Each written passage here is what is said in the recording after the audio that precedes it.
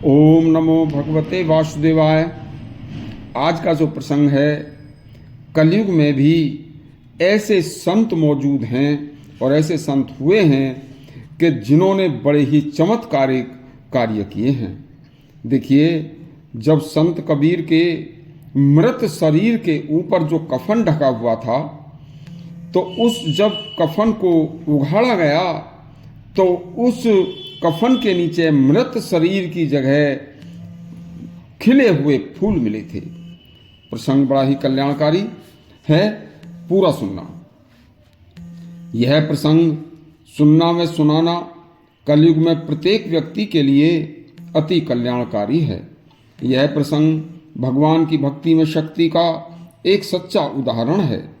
भगवान के अनन्य भक्त संत कबीर भगवान विष्णु के परम भक्त थे।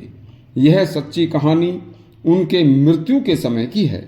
एक नीरू व नीमा नाम का मुसलमान जोलाहा, जिसके कोई संतान नहीं थी, उसने उनका पालन पोषण किया था।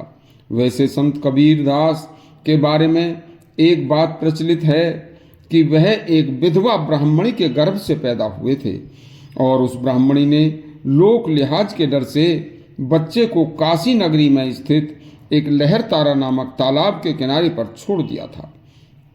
वह निसंतान नीरू और नीमा जुलाहा दंपत्ति उस तालाब पर जैसे ही सुबह भोर में एक दिन घूमने निकले तो उन्हें तालाब पर घूमते समय एक बच्चा मिला और वह उस बच्चे को अपने घर लाकर उन्होंने उसका पालन पोषण किया। वह बच्चा थोड़ा सा होश में आते ही संत कबीर, उसका नाम उन्होंने कबीर रखा, तो वही आगे चलकर संत कबीर के नाम से प्रचलित हुआ। और वह जैसे ही होश संभाला था, उसने तो भगवान की भक्ति की बातें करने लगा था। मुसलमानों के मांस खाने का उन्होंने भारी विरोध किया था तथा हिंदुओं के भी पाखंडों को उन्होंने बड़ा ही विरोध किया था तथा एक भी दिन जो कभी स्कूल में नहीं गए, एक भी शब्द उन्होंने कभी नहीं पढ़ा, तो भी उन्हें ईश्वर की भक्ति से ही मन और भाव के शुद्ध रहने से, हृदय के पवित्र रहने से वह हर बात को दोहा बनाकर एक बड़ी ही सादगी के साथ लोगों को समझा दिया करते थे।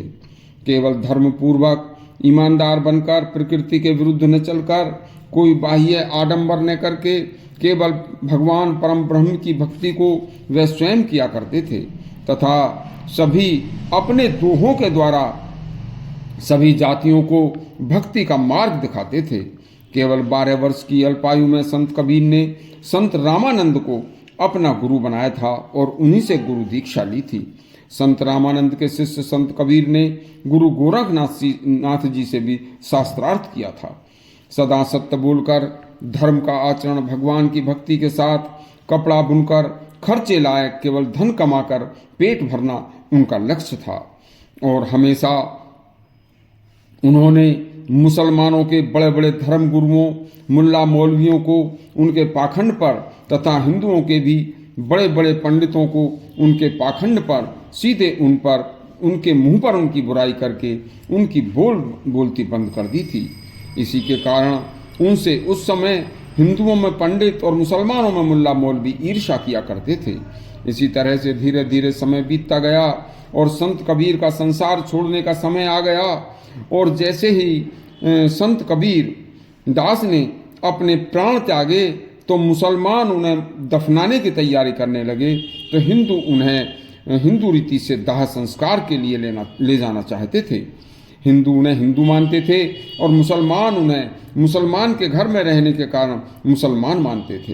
तो इस बात को लेकर हिंदू मुसलमानों में झगड़ा होना शुरू हो गया और मुसलमानों ने उन्हें जबरदस्ती दफनाने की प्रक्रिया पूरी करने के लिए जमीन पर एक कफन से ढके हुए उनके मृतक पार्थिव शरीर को जैसे ही कफन से हटाकर उघाड़ा, तो देखते क्या हैं कि संत कबीर के मृतक शरीर के स्थान पर जो कि सफ़ेद कपड़े से ढका हुआ था, वहाँ पर उनके शरीर की जगह ताजे खिले हुए फूल पड़े थे। यह आश्चर्यजनक घटना सभी ने देखी और यह घटना कोई ज़्यादा पुरानी नहीं होकर केवल 600 वर्ष पुरानी है 1518 में मगहर उत्तर प्रदेश की है। साधु संत अपने अंत समय पर इस तरह के चमत्कार अपनी भक्ति तपस्या के बल पर हमेशा किया करते आए हैं। कल आपको हम साधु संत तपस्वी अपनी भक्ति पूर्वक तपस्या के बल पर दूसरे शरीर में कैसे प्रवेश कर लेते हैं और कर लेते थे, वह शरीर को छोड़कर किसी मृतक के शरीर में कैसे चले जाते थे, ऐसी अनेक सच्ची घटनाएं सुनाएंगे। इस तरह से आज के हमारे इस अंक को यदि आपको अच्छा लगा हो तो हमारे प्रसंग को सुनकर हमारा चैनल सब्सक्राइब करें और घंटी दबाएं। धन्यवाद।